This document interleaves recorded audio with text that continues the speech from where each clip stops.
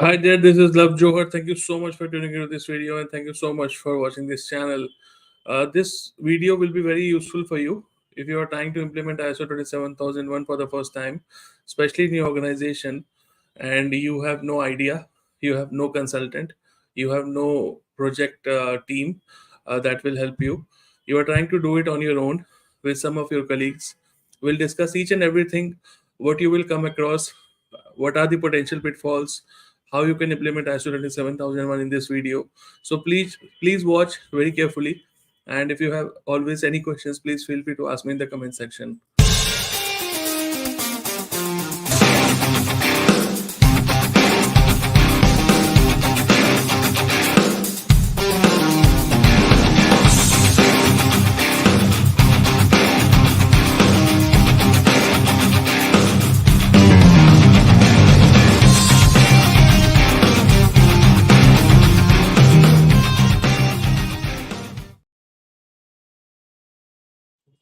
So let us try to understand a scenario where there are company owned resources. So there are no external consultants being hired, no third party project team being hired, no company on board, nothing. Company is trying to use their own resources in order to implement ISO 27001 without any consulting, without any prior expert opinion, or without any expertise at all in the ISO 27001 implementation. If you are that company or if you are that individual, please watch this video very carefully, because it will give you a lot of insight onto what are the lessons learned, what are the potential pitfalls, and what exactly you need to do on your first attempt. So the first impression for any person who is trying to implement for the ISO 27001 is always this is very easy. This is very easy to be done, and we already have a lot of knowledge, hands-on knowledge on the infrastructure side, on the IT side. We already have enough knowledge on the processes that we have in the company.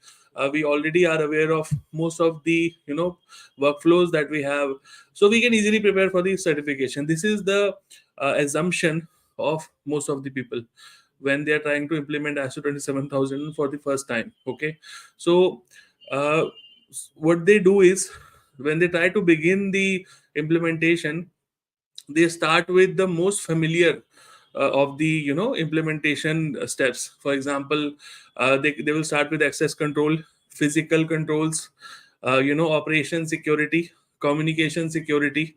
And because these are very easy to implement, so you keep on reading the online materials and you say that, okay, we already have all these controls implemented, we are good for the ISO 27001 implementation. You are already there, so you have that assumption in the mind.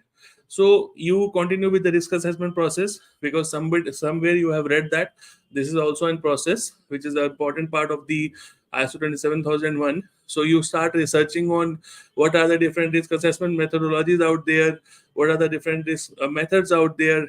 And this phase takes a lot of time, because you are doing it for the first time. So you come across a lot of different things. You come across the Octave approach, you come across the risk management guide from National Institutes of Standards and Technology. You have different Excel sheets that you find on the internet. You have risk owners, you define risk calculations, and all of a sudden it becomes very tedious. All of a sudden you try to implement something which you think that this is now becoming some sort of a language that you are not able to understand. However, in the beginning, you were thinking that it is a part of the IT, it is all part of infrastructure that you already are aware of. You have designed processes, workflows, but now you thought that it is very easy to define the risks, but now you are not sure what to do next. Okay, how to calculate the risk, how to define the risk appetite for your organization, what is acceptable risk. Okay, all these terms are now new terms for you, because as I said in the beginning, you are doing it for the first time. Okay, so you do a lot of meetings, you do a lot of brainstorming, because you are implementing on your own. You do not have, as I said, any consultant help or any on-site expertise, somebody who has already implemented ISO 27001. So you try to find more templates, more information on internet, and at the end of the day, you end up wasting a lot of time and energy. But again, there are no exact answers. Okay, so that's why I have desired, created this video so that I can help you, get rid of this situation if you are here. Okay, and of course, what what are the lessons learned in this case is you should always, start with the risk assessment. As you might think that, you know you can start with the chapters, you can start with the controls that you're already aware of, but no, you should always start with the risk assessment. Okay, then you list all the assets that you have. Okay, you list down all the assets that you have. you know you define what all controls you have in place at the moment. Okay, so you need to understand this, you must be completely aware of this. You cannot have 100% secure environment, so that is not something that you should aim for. This is a lot of misconception that people have, that you can 100% secure any company or any organization. It is not possible. Okay, so you first of all have to understand what all assets are important for your organization. What will happen if these assets stop working? How much cost will your business have to suffer? How much reputation loss it will be? Okay, and whether these costs are acceptable to the business considering the value of the asset or not. These are some questions that you should start asking yourself. Okay, so this is how you should start. Okay, and you should use the documentation and templates, of course, but you should understand what structure you have to follow. Okay, you have to understand, which controls you have to follow, what is the process of the implementation. Okay, and always, I'm not boasting about anything, but you should always have some consultant on your speed dial. Okay, you should have somebody who you can reach out to. Okay, you can ask questions, because since you are implementing for the first time, you need to have somebody on board. Okay, either a consultant, either a third party, so that you can get some understanding. Okay, even if you do not want a 24 cross 7 person sitting on the job for this particular work, still you can have somebody, maybe on a speed dial, or maybe for some sort of consultation, because you need this. Okay, for this is critical for having this implementation in place. And the first and foremost thing is your leadership team, your organization, top management should always be on board for this sort of implementation. That is the first and foremost critical thing, without which, even if you are successful in the implementation, you won't be able to sustain it for a long time. Okay, so it has to be an inherited culture for your entire organization. So you start thinking from that perspective. Okay, you will face a lot of ups and downs in the implementation process, and of course, the implementation would vary from company to company, and it would not be the same for every organization. So I cannot give you a single one shot answer for anything.